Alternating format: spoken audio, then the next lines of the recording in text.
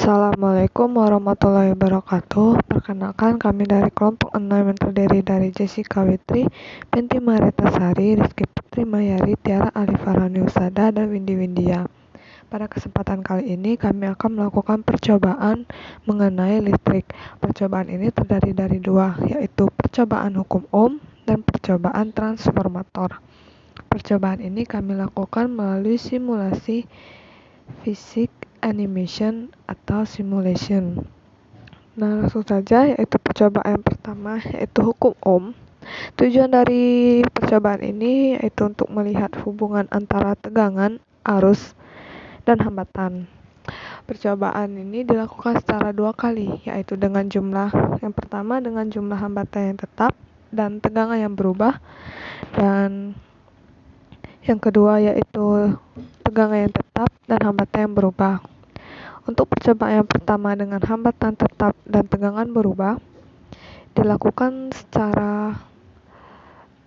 percobaan sebanyak 5 kali, yaitu dengan tegangan 30 volt, 35 volt, 40 volt, 45 volt, dan 50 volt dengan hambatan yang tetap yaitu 500 ohm. Baik, langsung saja. Untuk tegangan 30 volt dan hambatan 500 ohm didapatkan arus listriknya yaitu 60 mili ampere, atau jika dilihat melalui perhitungan sama ya, 60 mili ampere. Kita naikkan tegangannya menjadi 35 volt.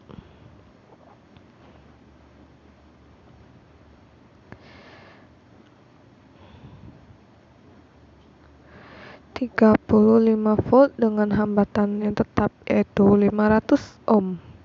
Kita lihat berapakah arus listrik yang didapat.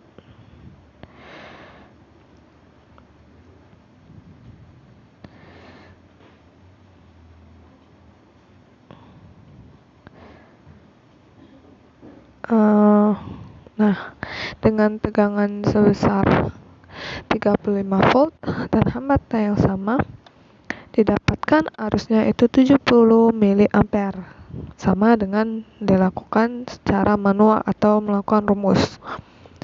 Nah, untuk percobaan yang kedua yaitu dengan tegangan tetap sebesar 30 volt dan hambatannya berubah-ubah. Yang pertama kita menggunakan 600 ohm, kemudian 700, 800, 900, dan 1000 ohm. Baik, langsung saja kita naikkan dulu jumlah hambatannya atau nilai hambatannya sebesar 600 ohm.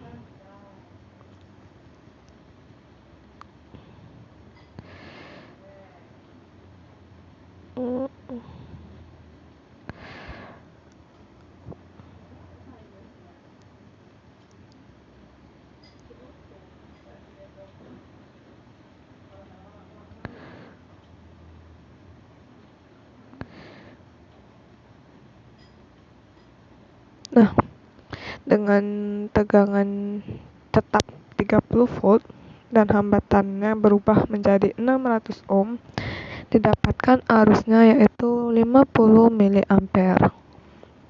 Lakukan percobaan tadi dengan merubah tegangan ataupun hambatan salah satu saja. Nah, langsung saja, inilah hasil pengamatan yang kami lakukan. Pada R tetap dan V berubah, ada kesalahan penulisan, dan V tetap dan R berubah. Pada percobaan yang pertama dengan tegangannya 30, 35, 40, 45, 50 volt dengan hambatan yang sama yaitu 500 ohm, didapatkan arusnya yaitu 60, 70, 80, 90, dan 100 mili ampere. Nah, dari kelima percobaan ini dapat kita lihat hubungan antara tegangan, arus, dan hambatan, di mana nilai I itu sebanding dengan nilai tegangan. Jika kita lihat di mana saat V-nya itu meningkat, I-nya juga ikut meningkat. Selanjutnya yaitu pada percobaan tegangan tetap dan hambatan berubah dengan tegangan tetap 30 volt dan hambatan yang berubah 600, 700, 800, 900 dan 1000 didapatkan hasilnya untuk arusnya sebesar seperti ini. Nah, dari percobaan itu dapat kita lihat bahwa hubungan antara tegangan arus dan hambatan dapat dilakukan dengan dua cara. Yang pertama dengan melakukan atau dengan merubah tegangan dan hambatan yang tetap, dan yang kedua dengan tegangan yang tetap dan hambatan yang berubah, sehingga dapat kita lihat hubungan antara tegangan arus dan hambatan tadi, di mana arus sebanding dengan tegangan dan arus itu berbanding terbalik dengan hambatan. Hal ini sesuai dengan hukum Ohm, yaitu V sama dengan I dan I dikali R. Nah, untuk percobaan yang kedua, yaitu transformator, kita bisa menggunakan dari simulasi yang tadi. Percobaan ini dilakukan untuk melihat hubungan antara jumlah lilitan dan tegangan pada transformator. Percobaan ini dilakukan secara 3 kali, yaitu untuk jumlah lilitan yang sama. Jumlah lilitan pertama lebih kecil dari yang kedua. Jumlah lilitan yang pertama lebih besar dari yang kedua. Langsung saja, dengan 35 volt untuk tegangan primer, kita samakan jumlahnya. Untuk jumlah lilitan yang pertama 600 dan jumlah lilitan yang kedua juga 600, sehingga didapatkan untuk tegangan sekundernya itu 35 volt. Atau jika kita ingin melihat perhitungannya, sama. Itu untuk percobaan yang pertama.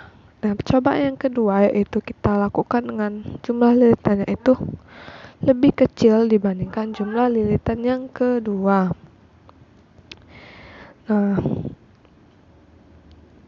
Nah, bisa kita lihat di sini, untuk jumlah lilitan pertama itu lebih kecil dari jumlah lilitan kedua dengan tegangan primer sama 35 volt, tegangan sekunder yang didapatkan itu error. Nah, mengapa hal ini terjadi? Sedangkan jika dilihat dari perhitungan yaitu 7000 volt. Hal ini terjadi itu karena jumlah lilitan primernya itu jauh lebih kecil dari jumlah lilitan yang kedua, atau jumlah lilitan yang kedua itu jauh lebih besar dibandingkan jumlah lilitan yang pertama, sehingga menimbulkan GGL induksi. Arus yang mengalir dari lilitan sekunder berubah arah, menyebabkan medan magnet berubah arah juga, sehingga arus sekundernya itu berubah menjadi error. Coba kalau kita tidak terlalu jauh. Nah, jika tidak terlalu jauh antara jumlah lilitan sekunder dan jumlah lilitan primer, itu kita masih bisa melihat berapa besar tegangan sekundernya. Dan yang percobaan terakhir yaitu untuk jumlah primer lebih besar dibandingkan jumlah lilitan sekunder. Nah, untuk jumlah lilitan primernya itu 12.000 dan sekundernya 300 dengan tegangan primernya sama 35 volt, didapatkan tegangan sekundernya itu 0,9 volt. Dan ini adalah hasil percobaan yang sudah kami lakukan sebelumnya. Nah, untuk percobaan dengan jumlah lilitan yang sama yaitu 600 dan 1200, itu tegangan primer dan tegangan sekundernya itu bernilai sama. Sedangkan untuk jumlah lilitan yang pertama lebih kecil dibandingkan jumlah lilitan kedua, didapatkan hasil yang seperti ini. Nah, yang error ini tadi seperti yang sudah saya jelaskan sebelumnya, itu terjadi karena jumlah lilitan sekunder itu jauh lebih besar dibandingkan jumlah lilitan primernya, sehingga menyebabkan error pada tegangan sekundernya itu karena jumlahnya itu jauh lebih besar sehingga tidak terbaca lagi. Dan yang kedua dan yang terakhir, itu jumlah lilitan pertama itu lebih besar dibandingkan jumlah lilitan yang kedua, sehingga hasilnya didapatkan seperti ini. Nah, kesimpulan dari percobaan ini dapat kita lihat bahwa hubungan antara jumlah lilitan kedua dan jumlah tegangan sekunder itu sebanding. Semakin besar jumlah lilitan sekundernya, lebih besar lagi jumlah tegangan sekundernya. Baik, itu saja yang dapat kami sampaikan. Apabila ada kesalahan dalam penyampaian atau maupun berkata-kata, saya mohon maaf. Kepada Allah saya mohon ampun. Sekian dan terima kasih. Wassalamualaikum warahmatullahi wabarakatuh.